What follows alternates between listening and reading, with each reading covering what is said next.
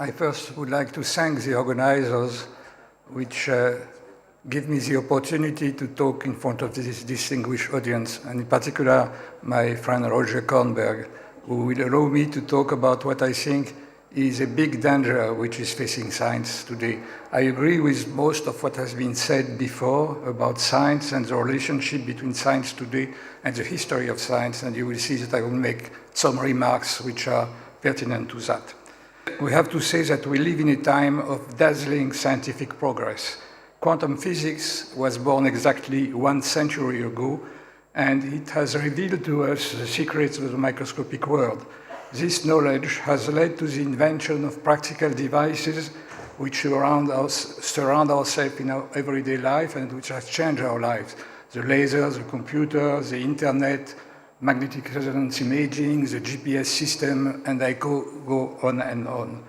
Novel quantum technologies manipulating isolated real or artificial atoms are being developed now, announcing new ways to compute, to communicate, to simulate quantum matter, and to probe our environment with increased sensitivity and precision. Remarkable advances have also been made in chemistry, in biology, and medicine. The development of new means of investigation that analyze, manipulate, or modify the genome, or study the properties of stem cells, announce the development of revolutionary new therapies to treat genetic diseases or cancer. Great strides are also being made in neurosciences.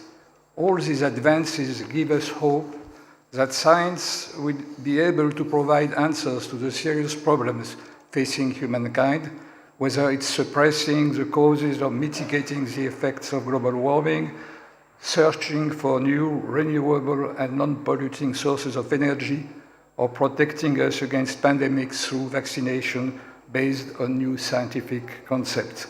Many talks at the WLA meeting in the previous days have described these advances and the promises I hold for the future.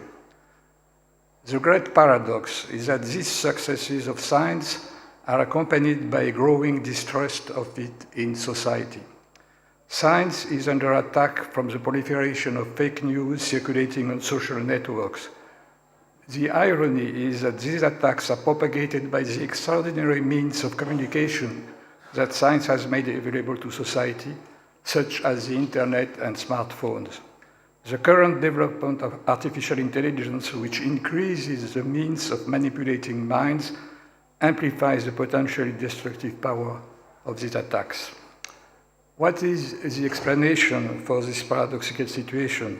And here I think economy can give us an answer. The fast change of technologies we are experiencing today leaves a lot of people scared and worried about their future. Industrial revolutions destroy many businesses, replacing them by new ones requiring different skills. This is a theory of creative disruption elaborated by the Austrian economist Joseph Schumpeter about a century ago, at the time that quantum physics was discovered. And in fact, I think the 2025 Economy Prize is an elaboration on the early Schumpeter theory. To protect themselves, many people feel the necessity to react against the policies which have made this change possible, attributing them to obscure forces plotting against them. They share these conspiracy theories in internet communities which are cemented by a common belief in so-called alternative truths. Science is, of course, a threat to them because it aims at a universal truth based on rational thinking whose practice has the effect to gather all humans around a common set of values and not to separate them from each other. This story goes back to the origins of modern science at the time of the Enlightenment. It is in the period extending from the Renaissance to the 18th century that the scientific method was born in Europe. It was referred to Galileo in the previous talk, and I agree with that. This scientific method is based on the confrontation between the observation of nature and the construction of rational theories accounting for these observations. Philosophers, scientists, and mathematicians participated to the elaboration of this method, which has been adopted in the whole world today. Each new theory has to pass tests based on new experiments or observations, which can either vindicate or invalidate it. In the course of time, Newton's laws have been replaced by Einstein's relativity and classical physics by quantum physics, quantum mechanics. This rational doubt, which always puts accepted knowledge to more and more severe scrutiny, is the opposite of the irrationality of conspiracy theories. The Enlightenment was also a revolution in politics, advocating for a society of educated citizens exercising freely their critical thinking. Nicolas Condorcet, a French mathematician, philosopher, and revolutionary of the 18th century, summarized the connection between science, politics, and education when he stated that any society that is not enlightened by philosophers is deceived by charlatans. Here the word philosopher stands for practitioner of natural philosophy, which can be science or humanities, as in the expression PhD for doctor in philosophy. What Condorcet meant is that free citizens must be well educated to be able to exercise their critical minds against demagogues. Condorcet's idea helped developing in Europe a public education system teaching to children the values of the Enlightenment. In Germany, Wilhelm von Humboldt founded the model of modern universities in which students are taught natural sciences and humanities together, developing their critical thinking, imagination, and creativity. This model was adopted by most academic institutions, first in Europe and in America, then across the world, notably in India and China. This universal system of education takes diverse forms in different parts of the world. The values of the Enlightenment were, after the collapse of the fascist and the Nazi rules in Europe and until now, fully respected in the Western world, while in Asia, especially in China, the academic institutions had to adapt to a different spirit. Confucius' philosophy, insisting on the values of obedience to family and political order, is at the root of an authoritarian political system which stresses the importance of education and of the development of science, but limits the freedom of speech. This is, in my view, an impediment to the development of the imagination and creativity, so important to think out of the box and make breakthroughs in knowledge. In spite of these differences, science seemed until a few years ago to be evolving in the right direction due to the sharing of the modern scientific method, to an open competition between institutions, and to a widely spread exchange of students, postdocs, and scientists across boundaries. Unfortunately, the situation is evolving today in a very worrying direction. The academic freedom is under attack in the USA, the land in which it was supposed to have the best protection. This unexpected blow is especially dangerous for science because this country, the USA, was up to now an example, a beacon leading the world in research and innovation. There is a high risk to see the same attacks happen in other countries, notably in Europe, with the rise to power of populist leaders. American universities are put under financial pressure to abide by rules decided by the current US administration, which attempts to forbid them to teach some topics and to control a so-called narrative, to rewrite history and to promote the teaching of non-scientifically validated theories. In a Texan university, for instance, a professor was recently forbidden to teach a course on Plato's banquet. This is an unprecedented censorship of Greek philosophy that seems irrelevant in my remarks about science, but as I said before, philosophy and science cannot be separated. Einstein, Bohr, Heisenberg, and Schrödinger were greatly influenced by the philosophical ideas of their times. An attempt to attack philosophy against philosophy is dangerous for science. The most worrying aspect of this new situation comes from a depraved usage of modern technology, and this brings us back to the connection between technology and economy. The huge progresses of high-power computers and high-speed communications has led to the modern internet and the development of big tech companies which exert a quasi-monopolistic power on social networks and media. This power will still increase with the progress of artificial intelligence, which can be the best or the worst of things, depending upon the way it is used. This point was already addressed earlier in this meeting. Now, the CEOs of these big tech companies have become incredibly wealthy, and they are now betraying the values of a science which has led them at the summit of their power. In an unexpected, dangerous move, they are advocating a version of freedom of speech on behalf of a libertarian, non-democratic vision of society. They ride the wave of the anti-intellectual resentment against political institutions and against college-educated people, which has led the current administration to power.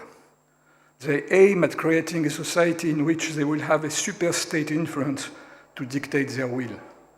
These engineers of chaos, as they have been called by Giuliano D'Ampoli in a recent book, have set some simple missions for science, essentially to make them even richer and more powerful. Basic curiosity-driven knowledge is not their priority. For example, the administration which they support has considered to stop funding one of the 2 gravitational wave antennas of the LIGO project, which discovered gravitational waves, and we had a beautiful talk about that in the previous days, under the pretext that one antenna was enough, which is a complete scientific nonsense, as saying that one eye is enough to have a good sight. Health is not their priority either, as they have said nothing against the cancellation of programs helping to improve the access to health in the underdeveloped countries, and they side with an administration which puts in question the usefulness of vaccination programs in the USA. The welfare of the planet is no more their concern, since they support the withdrawal of the USA from the Paris Agreement about climate change and promote the increase of the production of fossil fuels everywhere. They are not troubled by the cancellation of surveys measuring the rise of temperature and of the ocean levels. On the other hand, they finance scientifically questionable projects such as space tourism for the wealthy, or the colonization of Mars, or the search for immortality, projects which are closer to their financial interest and personal hubris than to real science. At the international level, the situation is not better.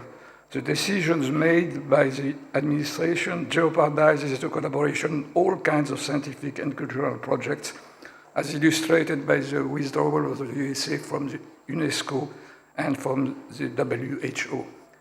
More generally, the despise for the international order and the institutions which represent it have a negative impact on science.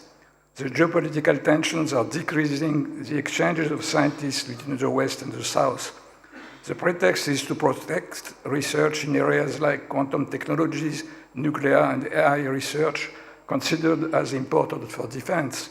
But in fact, these restrictions also apply to basic science, abusively defined as strategically important. In the short term, China may benefit from these decisions, which primarily penalize American science, as illustrated by the recent surge of the Chinese universities in some world academic institution ratings. In the end, science in the whole world, including in China, will suffer. There is even a bigger danger that was discussed yesterday in the WLA meeting.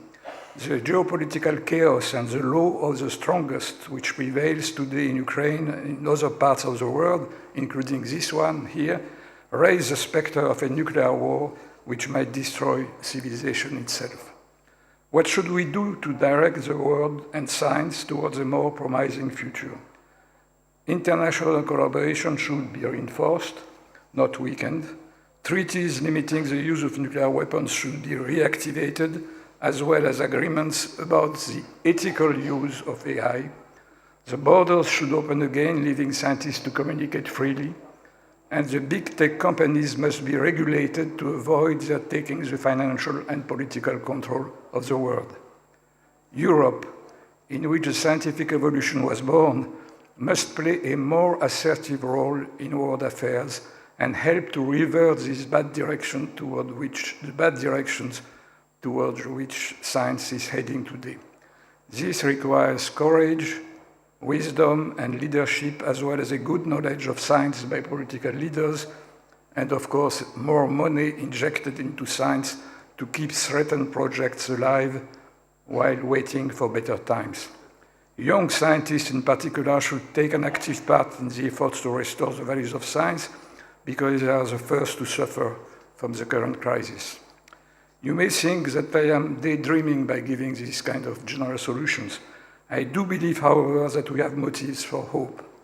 The first reason resides in the check and balances of powers enshrined in the American Constitution, which is one of the great political legacies of the Enlightenment. Several American universities are asking judges and Congress to reassert their academic freedoms.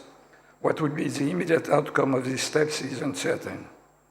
Another hope comes from the length of time involved in basic research programs, which span long periods compared to the short electoral cycles of democracy. For example, the research of signs of life on exoplanet is a many decades long project which will hopefully survive the present chaotic time. It is a blue sky program driven by pure curiosity. Its goal is to increase our knowledge about the universe, even if no direct material rewards can be expected. We'll never go there. It is not a colonization project, it's just a blue sky project. Other projects of similar nature in astrophysics, particle physics, cosmology, or biology will hopefully be resilient enough to survive this difficult moment. At a time when fanaticism and violence are seeding death, destructions, and suffering in many parts of the world, the mere fact that there are scientists who continue to pursue the search of truth for its own sake, or keep fighting for the welfare of men and women everywhere in the planet, is an encouraging sign for the future of humanity. Thank you for your attention.